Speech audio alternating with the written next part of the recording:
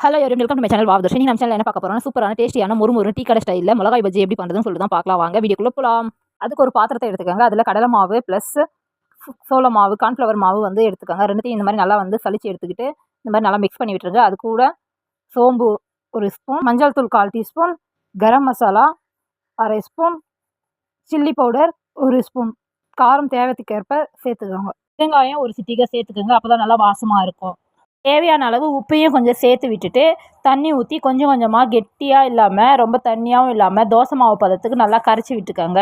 அடுத்து இந்த மிளகாயை வந்து எல்லாம் வந்து வாஷ் பண்ணிவிட்டு சுடு தண்ணியில் கட் பண்ணி கொஞ்சம் போட்டு எடுத்திங்கன்னா காரம் இருக்காது. ஸோ காரமாக இருக்கும் சொல்லிட்டு குழந்தைங்க சாப்பிடாது. ஸோ அந்த மாதிரி பண்ணிங்கன்னா காரம் கொஞ்சம் கம்மியாக இருக்கும். அதை எடுத்துகிட்டு இந்த மசாலாவில் வந்து நல்லா கொஞ்சம் முக்கி வச்சுருங்க. ஒரு 5 மினிட்ஸ் இந்த மாதிரி எடுத்து நல்லா டிப் பண்ணி நல்லா எல்லா சைடும் படுற மாதிரி எடுத்து சுட சுட எண்ணெயில் வந்து பொரிச்சு எடுத்திங்கன்னா சூப்பரான டீ கடையில் செய்கிற மாதிரியே இருக்கும். ஸோ நம்ம வீட்லேயே எந்த எக்ஸ்ட்ரா மசாலாவே ஆட் பண்ணாமல் சூப்பரான மிளகாய் பஜ்ஜி வந்து ஈஸியாக செஞ்சிடலாம். பசங்களை எல்லாருமே வந்து ஈவினிங் ஸ்நாக்ஸாக சாப்பிட்டா கொடுத்தா ரொம்ப ஹெல்த்தியாகவும் இருக்கும்.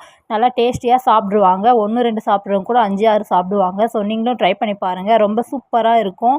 மொறுன்னு 2 சைடும் நல்லா திருப்பி திருப்பி போட்டு கோல்டு ரெட்டிஷாக நல்லா எல்லோ கலரில் நல்லா செவந்து வர வரைக்கும் பஜ்ஜி மிளகாயை வந்து நல்லா திருப்பி திருப்பி வேக வச்சு இந்த மாதிரி எடுத்துருங்க. பிகினராக இருந்தாலும் சரி எக்ஸ்பீரியன்ஸாக இருந்தாலும் சரி இந்த டைப்பில் பண்ணிங்கன்னா செம்ம சூப்பராகவே இருக்கும். மறக்காமல் சேனலை சப்ஸ்கிரைப் பண்ணி வச்சுக்கோங்க.